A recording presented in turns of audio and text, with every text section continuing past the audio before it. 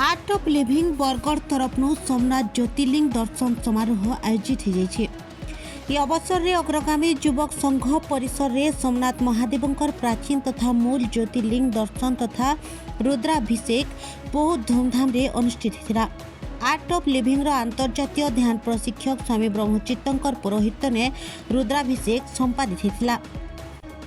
प्रारंभ में सोमनाथ ज्योतिर्लिंग स्थापना बाबदे स्वामी ब्रह्मचित्त आलोकपात करथिले। बरगढ़ शहर तथा आखर पाखर अंचल हजार हजार श्रद्धालु धाड़ी ने आसिकरी सोमनाथ ज्योतिर्लिंग दर्शन करबार सौभाग्य प्राप्त करथिले। यह अवसर में भजन कीर्तन रे सारा परिवेश भक्तिमय उठिथिला। आर्ट ऑफ लिविंग बरगढ़ शाखार सदस्य माने कार्यक्रम परिचालना ने सक्रिय सहयोग करथिले। आज हम सब यहाँ पे इकट्ठा हुए हैं क्योंकि सोमनाथ का जो मूल ज्योतिर्लिंग है वो यहाँ पे आज आए हैं सबके दर्शन के लिए। ये जो बात है ना, ये सत्ययुग की बात है। सत्ययुग में चंद्रदेव, जिनका नाम सोम था, उनका जो विवाह हुआ था वो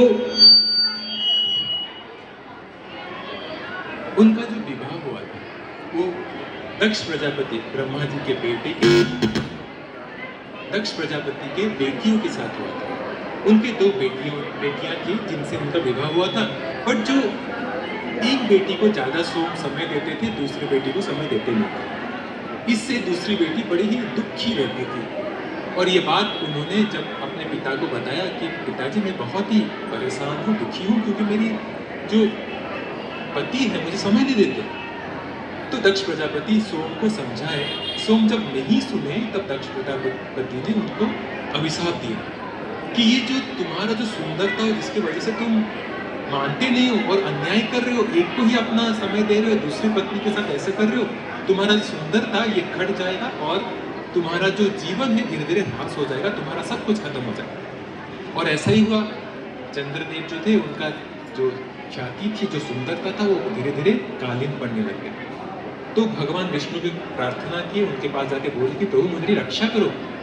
भगवान विष्णु बोले ये जो अभिशाप है ये ब्रह्मा जी के बेटे ने दिया है, बहुत शक्तिशाली है, इससे तुम्हें केवल एक ही जन बचा सकते हैं, वो है देवों के देव महादेव। महादेव की आप तपस्या के वही तुम्हें बचा सकते हैं। तो क्या हुआ, सोमदेव जो थे वो आज जो सोमनाथ जो स्थान है वहां पे उन्होंने लिंग का, एक सुंदर अद्भुत लिंग का स्थापना किया। और वो जो लिंग था वो सत्ययुग में स्थापना हुआ था, लाखों साल पहले, और पहला ज्योतिर्लिंग था। और वो इतना सुंदर था, बाकी सारे जो ज्योतिर्लिंग होते हैं वो नीचे रहते हैं, जमीन पे रहते हैं, ये ज्योतिर्लिंग हवा में तैरता था। और उसकी वजह से फिर भगवान खुश हुए, शिव जी आके वो जो श्राप था उसको कम किया, बोला कि तुम्हारा बस ये जो श्राप का प्रभाव 14 दिन तक रहेगा, 14 दिन के बाद तुम फिर से ठीक हो जाओ। तो इसलिए आप देखना 14 दिन जब कृष्ण पक्ष होता है धीरे धीरे अंधेरा होता है, फिर वो सजग हो जाता है। और ये जो प्रभाव था, ये लिंग का प्रभाव, इससे इतने सारे करोड़ों लोगों को लाभ हुआ, दूर दूर से राजा महाराजा सबको इसका लाभ हुआ। तो अलग अलग राजाओं ने अलग अलग मंदिर बनाए, किसी ने चंदन का मंदिर बनाया तो किसी ने चांदी का मंदिर बनाया। और ये जो लिंग था क्योंकि हवा में तैरता था, इतना सुंदर था, वो लिंग का जब स्थापना हुआ उसके साथ महामृत्युंजय मंत्र जो है उसका भी आगमन हुआ था। और इस मंत्र का जाप करके सोम बचे थे मृत्यु से। और धीरे धीरे ये जो लिंग था उसका प्रभाव बढ़ा, लोग आने लगे, धन इकट्ठा होने लगा, इसका धर्म बढ़ने लगा। तो आक्रांताएं जो थी, मुगल आक्रांताएं, उन्होंने उस मंदिर को 17 बार अटैक किया।